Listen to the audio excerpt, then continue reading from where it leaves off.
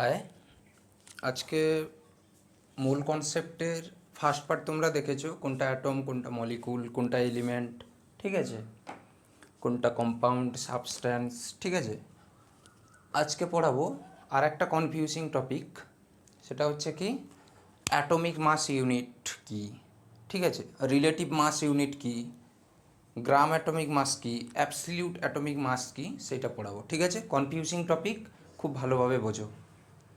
আচ্ছা, sub atomic particle কোনগুলো বলো দেখি। Sub atomic particle, sub atomic particle সেটা হচ্ছে ইলেকট্রন, প্রোটন আর নিউট্রন মেনলি, আরও আছে নিউট্রিনো, অ্যান্টি নিউট্রিনো, ঠিক আছে, সেগুলোকে ধরছি না। মেনলি তিনটা সাব অ্যাটমিক পার্টিকেল। আচ্ছা, ইলেকট্রনের মাস কত হচ্ছে? মাস অফ ইলেকট্রন হচ্ছে 9.1 ইন্টু 10⁻⁻28 গ্রাম, ঠিক আছে, ইলেকট্রন। প্রোটনের মাস কত হচ্ছে? 1.67 ইন্টু 10⁻24 গ্রাম। নিউটনের মাসও nearly about 1.67 into 10⁻24 gram. So এদের সাপেক্ষে ইলেকট্রনের মাসকে 0 ধরা হয়, হয়েছে। তাহলে একটা অ্যাটমের যে মাস হবে, মাস ডিউ টু কার জন্য বলো? ডিউ টু প্রোটন এবং নিউট্রনের জন্য। তাহলে একটা অ্যাটম মাস শো করে ডিউ টু কার জন্য? প্রোটন এবং ইলেকট্রনের জন্য, ঠিক আছে। তাহলে এটা মুছলাম। আচ্ছা, তাহলে একটা অ্যাটমকে কিভাবে রিপ্রেজেন্টেশন করা হয়? এক্স, এ আর জেড। এটা হচ্ছে ওয়ান অ্যাটমকে কীভাবে, বারবার দেখো এই সব জিনিসগুলো খেয়াল রাখে, না হলে বুঝতে পারবে না। ওয়ান অ্যাটমকে কীভাবে রিপ্রেজেন্টেশন করা হয়? এরকম, ঠিক আছে। তাহলে যেখানে জেড সমান হবে, যদি এটা নিউট্রাল অ্যাটম হয়, তাহলে জেড সমান হবে প্রোটন নম্বর এবং সমান সমান ইলেকট্রন নম্বর, ঠিক আছে। আর নিউটন নম্বর কীরকম বেরাবে? এ মাইনাস জেড। এইটা হচ্ছে মাস, এটা হচ্ছে নিউক্লিয়ার চার্জ, যেটা ইকুয়াল টু প্রোটনের সমান, হয়েছে। তাহলে নিউটন নাম্বার কীরকম বের করব? এ মাইনাস জেড। তাহলে বুঝতে পারলে? আচ্ছা, বুঝলাম এটা। এবার হচ্ছে দেখো ব্যাপারটা কি, অ্যাটমিক মাস ইউনিট কি, ঠিক আছে। তাহলে AMU বা ইউ এই বছর নিটে পড়েছিল, হ্যাঁ, নিট 2024-এ এসছিল। AMU বা ইউ কি, অ্যাটমিক মাস ইউনিট, সেটা কি সেটা বোঝার আগে একটা জিনিস বোঝো। সেটা হচ্ছে কি, ধরো একটা 12 কেজির একটা পাথর আছে, স্টোন আছে, ঠিক আছে। তাকে আমরা সমান 12 ভাগে কেটে দিলাম, এরকম সমান 12 ভাগে। তাহলে এইটা 12 কেজি হলে তাহলে এক একটা কটা করে পাবে বলো? এক একটা কটা করে পাবে বলো? এক একটা, তাহলে এই এক একটা কত কেজি করে পাবে বলো? 1 কেজি। সেইটাকেই ধরো একটা কার্বন, তাহলে এটা কি নিলাম? একটা একটা স্টোন নিয়েছি, তাহলে কার্বনের 1 অ্যাটম নেব, 1 অ্যাটম অফ কার্বন। তাহলে কার্বন 12 আর 6, তাহলে এর মধ্যে প্রোটন কটা থাকে? 6, ইলেকট্রন কত থাকে? 6, আর নিউট্রন কত থাকে? 12 - 6, এটাও কত থাকে? 6। তাহলে ইলেকট্রনের মাসটা আমরা নগণ্য করি, তাহলে এই কার্বন অ্যাটমটার যে ভর বা মাস, তাহলে কার কার উপর ডিপেন্ড করবে বলো? প্রোটন আর নিউট্রন। দেখো এটা 12টা হচ্ছে, টোটাল 12 হচ্ছে, ঠিক আছে। তাহলে এই যে 12, তাহলে এই 12টা, এইটা ধরলাম, তাহলে এটাও দেখো 12 ভাগ। তাহলে এই যে কার্বন অ্যাটমটার ভর এই 12টার জন্যই হচ্ছে, এর যে ভর এই 12টার জন্যই হচ্ছে কিন্তু, ঠিক আছে। তাহলে এইগুলো ধরলাম প্রোটন, এইগুলো ধরলাম প্রোটন, আর এইগুলো ধরলাম কি? নিউট্রন, ঠিক আছে। তাহলে এর যদি 12 হয় তাহলে এ হচ্ছে 1, প্রত্যেকটা কত করে পাবে বলো? 1, প্রত্যেকটা 1 করে পাবে, 1।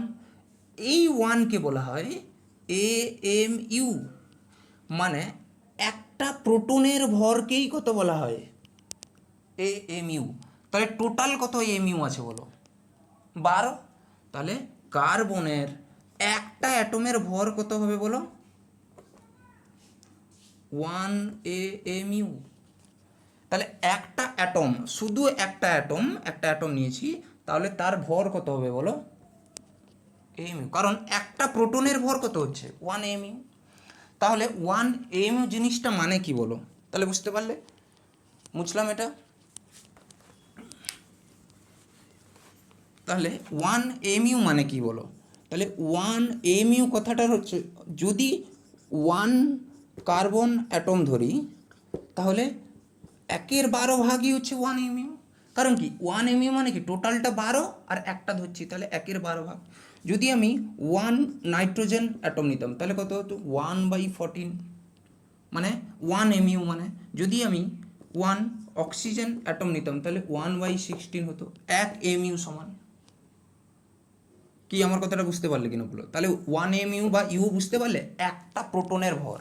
তাহলে কার্বন অ্যাটমে প্রোটন আর নিউট্রন মিলে কত থাকে? 12টা। তাহলে একটার ভর হচ্ছে এইটা। তাহলে একটা যদি কার্বন অ্যাটম নিই তাহলে এর মাস কত হবে বলো? উপরে যেইটা আছে সেইটা লিখে দিব, তার সাথে কি লাগিয়ে দেবো? 12 AMU। তাহলে এটা মুছলাম। তাহলে দেখো, 1 নাইট্রোজেন অ্যাটম, 1 নাইট্রোজেন অ্যাটম, তার মানে কি নাইট্রোজেন 14 7, তাহলে 14 AMU। তাহলে 14 AMU বোঝাচ্ছে মানে 1 অ্যাটমকে বোঝাচ্ছে। আর যদি 1 AMU বলে তাহলে 1/14 অ্যাটমকে বোঝাচ্ছে। এই কথাটা আমার বুঝতে পারলে কিনা বলো? তাহলে 14 AMU উপরের যেইটা আছে সেইটা যদি বোঝায় তাহলে একটা অ্যাটমকে বলছে, আর 1 অ্যাটম মানে 1/4 AMU। কি বুঝতে পারলে কিনা বলো? অ্যাজ ফর এক্সাম্পল দেখতে পারো সেটা। দেখো, ধরো এই কাগজটা, ঠিক আছে? তাহলে এই কাগজটা দেখো, একটা কার্বন অ্যাটম, তাহলে দেখো টোটাল 12 ভাগ করা আছে, ঠিক আছে? তাহলে একটা ভরের কত হচ্ছে? 1 AMU। তাহলে ধরো আমি এখান থেকে একটা পার্ট আমি কেটে নিলাম, একটা পার্ট ধরো কেটে নিলাম, তাহলে এই ভরটা কত কেটে নিলাম বলো? একটা AMU কেটে নিলাম। কারণ কি একটা প্রোটন আমি বের করে নিলাম। তাহলে সবগুলো যদি কেটে নিই কত? 12 AMU। তাহলে কি একটা অ্যাটম নিয়ে নিলাম। কি বুঝতে পারলে কিনা বলো? তাহলে এই টোটালটাকেই জুড়ে একটা অ্যাটম। কি বুঝতে পারলে কিনা বলো? তাহলে একটা অ্যাটমের ভরই হচ্ছে উপরে যেটা থাকবে সেই AMU। কি বুঝতে পারলে কিনা বলো? ঠিক আছে, তাহলে মুছলাম।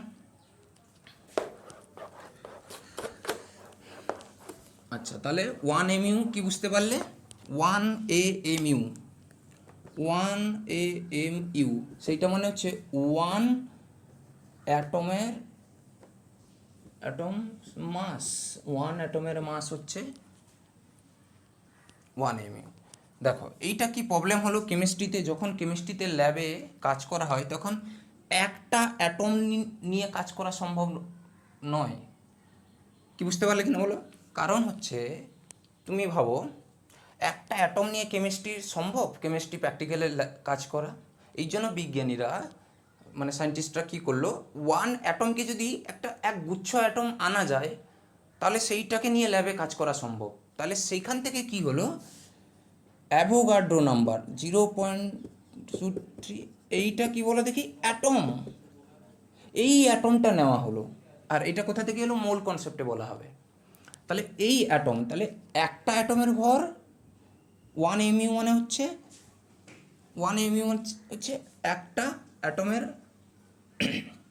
আচ্ছা 1 AMU কথাটার মানে হচ্ছে একটা অ্যাটমের মধ্যে 1 প্রোটন বা নিউট্রনের মাস, 1 প্রোটন বা নিউট্রনের মাস, ঠিক আছে?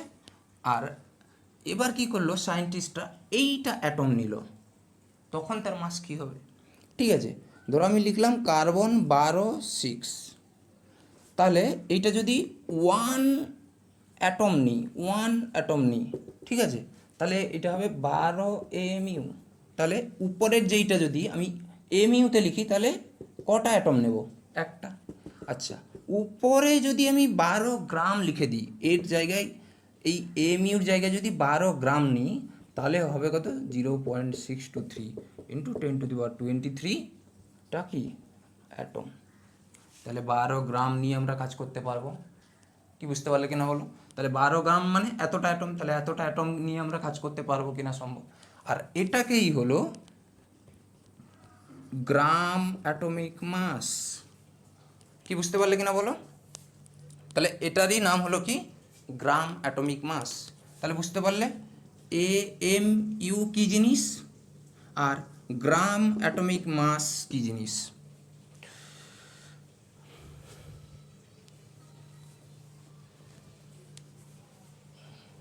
হয়েছে? তাহলে এমইউ কি জিনিস আর গ্রাম অ্যাটমিক মাস বুঝতে পারলে? তাহলে এটা মুছলাম। তাহলে ধরো আমি নাইট্রোজেনের ক্ষেত্রে লিখি 14 7, তাহলে এর সামনে যদি 14 AMU লাগাই তাহলে 1 অ্যাটমের জন্য, আর এর সামনে যদি 14 গ্রাম লাগিয়ে দিই তাহলে হবে 0.623 ইন্টু 10⁻23 অ্যাটমের জন্য, আর যেইটা অ্যাভোগাড্রো নাম্বার বলা হয়। কে বুঝতে পারলে কিনা বলো? তাহলে এইটা হয়ে গেল। তাহলে কি কি হলো? AMU হয়ে গেল বা ইউ হয়ে গেল, আর গ্রাম অ্যাটমিক মাস হয়ে গেল। বুঝলে? এবার মুছলাম।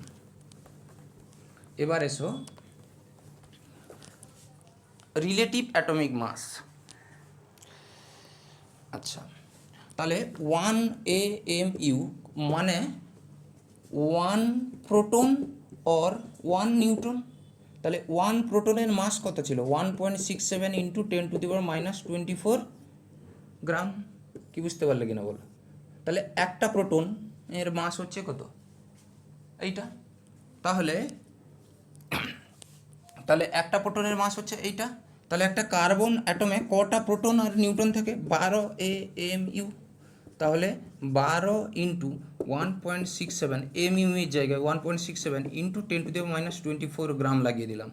তাহলে এইটা ক্যালকুলেট করে যতটাই আসবে সেইটা হবে কি? Absolute atomic mass. ঠিক আছে? কোনো এমইউকে গ্রামে প্রকাশ করতে গেলে সেইটা আসে অ্যাবসলিউট অ্যাটমিক মাসে। কি বুঝতে পারলে কিনা বলো? তাহলে এটা এলো কি? Absolute atomic mass. এইটাকে ক্যালকুলেশন করলে যা আসবে সেইটা হবে অ্যাবসলিউট অ্যাটমিক মাস। তাহলে এমইউ, গ্রাম অ্যাটমিক মাস এবং অ্যাবসলিউট অ্যাটমিক মাস কি জিনিস জানলে। আচ্ছা, মুছলাম। কারণ কি এখানে 12টায় কটা প্রোটন থাকে বলো? 12টা প্রোটন। তাহলে একটা প্রোটনের ভর এইটা হলে 12টা প্রোটনের ভর কত হবে? মাল্টিপ্লাই করতে হবে। ব্যাস, মুছে দিলাম। এরপরে এসো রিলেটিভ অ্যাটমিক মাস কি? রিলেটিভ অ্যাটমিক মাস কি সেইটা কি? আচ্ছা, সেইটা দেখো কি জিনিস। ধরো একটা পাল্লা নিলাম, ঠিক আছে, এইখানে একটা কার্বন অ্যাটমকে দিলাম, এইখানে 1 AMU লাগালাম, 1 AMUর একটা বাটি চাপিয়ে দিলাম, দিয়ে যখন কার্বন অ্যাটমকে দেখলাম এইখানে কত গুণ? 14 গুণ নিচে নেমে যাচ্ছে, 14 গুণ। তাহলে এইটাকে এর সাথে ব্যালেন্স করতে গেলে এখানে কত চাপাতে হবে বলো? সরি, এটা 14 না, 12 গুণ নিচে নেমে যাচ্ছে। তাহলে এইটাকে এর সঙ্গে ব্যালেন্স করতে গেলে কত নিতে হবে? 12 AMU যখন নিলাম দেখলাম এই দুটো ব্যালেন্স হয়ে গেছে, এই জন্য কার্বনের ভর হয়ে গেল কত? 12 AMU। কার সাপেক্ষে করলাম বলো দেখি? একটা এমইউর সাপেক্ষে। তাহলে কারোর সাপেক্ষে করলাম বলে, তাহলে একটা পাল্লার ছিল, এখানে অক্সিজেন অ্যাটম চাপিয়ে দিলাম, আর এখানে 1 কেজির একটা বাটখারা চাপিয়ে দিলাম, এরকম 1 AMUর একটা বাটখারা চাপালাম, দিয়ে দেখলাম অক্সিজেন অ্যাটম যেই চাপাতে এরকম নেমে গেছে। তাহলে এইটাকে এরকম ব্যালেন্স করতে গিয়ে এইখানে ওকে 16 AMU চাপাতে হয়েছে, মানে 16টা বাটি চাপাতে হয়েছে, দিয়ে ব্যালেন্স হয়েছে। এই জন্য একটা অক্সিজেন অ্যাটমের ভর কত হয়ে গেল? AMU। তাহলে এইটা এর সাপেক্ষে মাপা হলো, এই জন্য এর নাম হয়ে গেল কি? Relative atomic mass. কি বুঝতে পারলে কিনা বলো? বুঝলাম। আচ্ছা, রিলেটিভ অ্যাটমিক মাস কি? সেটা হচ্ছে relative atomic mass is equal to one অ্যাটমের মাস ডিভাইডেড বাই 1 AMU। আচ্ছা, যদি আমি কার্বনের ধরি, কার্বনের 1 অ্যাটমের মাস কত হবে? 12/16। তাহলে একটা অ্যাটমের মাস কত? 12 AMU ডিভাইডেড বাই 1 AMU। তাহলে কত হবে? 12। তাহলে এই যে 12, এটা হচ্ছে ইউনিটলেস। তাহলে রিলেটিভ অ্যাটমিক মাস হবে ইউনিটলেস। কি বুঝতে পারলে কিনা বলো? তাহলে এইটা হচ্ছে কি 12। তাহলে রিলেটিভ অ্যাটমিক মাস একটা অ্যাটমের মাস, তাহলে একটা অ্যাটমের মাস কত? 12। একটা অ্যাটমের, একটা প্রোটন বলিনি কিন্তু, একটা অ্যাটমের মাস। বুঝতে পারলে? তাহলে অ্যাবসলিউট অ্যাটমিক মাস সমান কত হচ্ছে বলো দেখি? ধরো অক্সিজেন অ্যাটমের জন্য AMU। বুঝলাম। তাহলে অ্যাবসলিউট অ্যাটমিক মাস হচ্ছে AMU। তাহলে এই 16টা কত? রিলেটিভ অ্যাটমিক মাস। আর এটা 1 AMU লিখতে পারি। তাহলে A অ্যাবসলিউট অ্যাটমিক মাস সমান রাম ইন্টু 1 AMU বা রাম ইন্টু 1.67 ইন্টু 10⁻24 গ্রাম। তাহলে অ্যাবসলিউট অ্যাটমিক মাসের ফর্মুলা বেরিয়ে গেল। কি বুঝতে পারলে? এবার এসো গ্রাম অ্যাটমিক মাস। গ্রাম অ্যাটমিক মাস সেটা হচ্ছে কি? ধরো গ্রাম অ্যাটমিক মাস হচ্ছে ফর কার্বন অ্যাটমের। তাহলে কত হবে বলো? 12 AMU ইন্টু Na। তাহলে 12-এর জায়গায় শুধু কি লিখতে পারি? RAM into 1 AMU into Na। তাহলে দেখো রাম ইন্টু 1 AMU সমানই কী হচ্ছে? Absolute atomic mass into Na। এইটাই। কি বুঝতে পারলে কিনা বলো? তাহলে এইটা হচ্ছে গ্রাম অ্যাটমিক মাস। ঠিক আছে, বুঝলাম। তাহলে শর্টকাট যেটা বলা যায় সেটা হচ্ছে কি?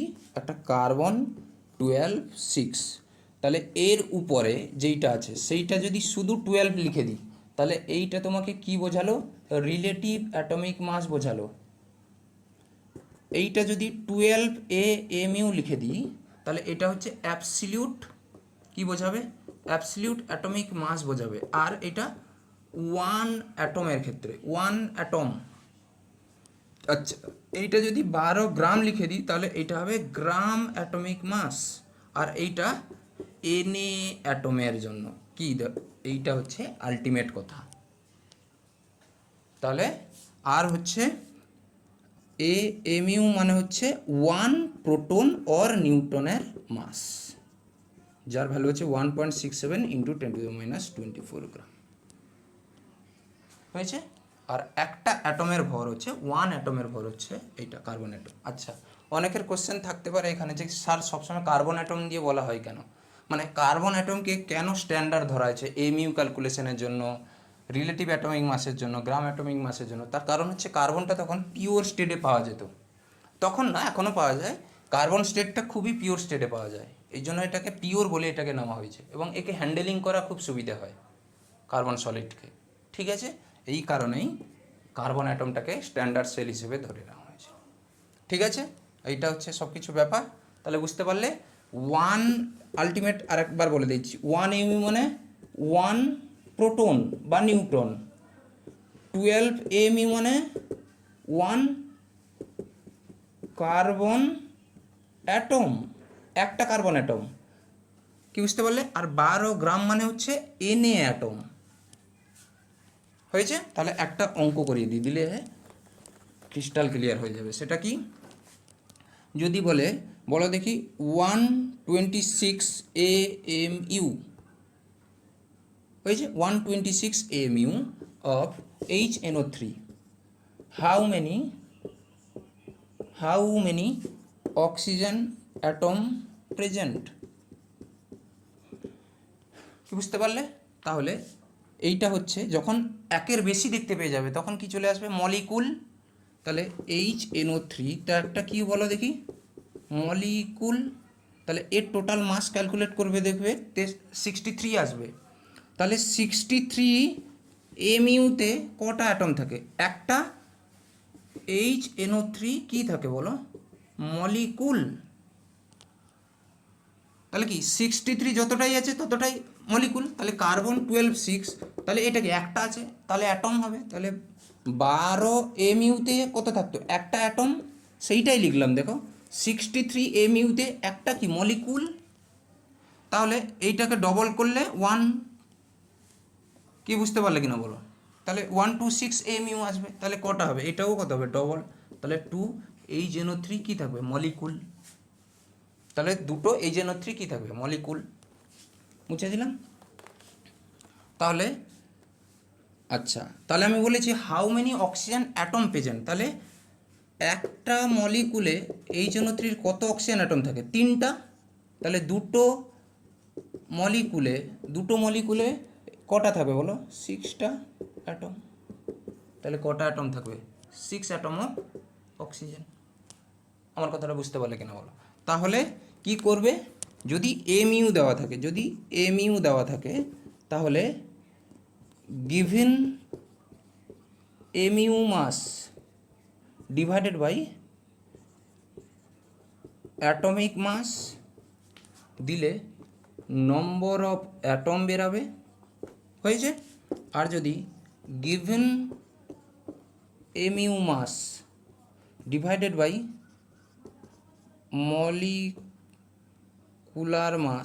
মলিকুলার মাস তাহলে নম্বর অফ মলিকুল বেরাবে। তাহলে নম্বর অফ মলিকুল থেকে অ্যাটম কীভাবে যাব? ইনটু অ্যাটমিসিটি মাল্টিপ্লাই করে দিত। অ্যাটমিসিটিটা তার নিচের সংখ্যাটাই হচ্ছে অ্যাটমিসিটি। এটা হচ্ছে ফর্মুলা MU দেওয়া থাকলে। বুঝতে পারলে? তাহলে এইসব ব্যাপার যদি ভালো লাগে সাবস্ক্রাইব করো, যদি না ভালো লাগে ঠিক আছে, দেখো ভিডিওটা, বুঝতে পারবে সব কিছু। যদি প্রবলেম হয় কিছু কমেন্ট করো। Thank you.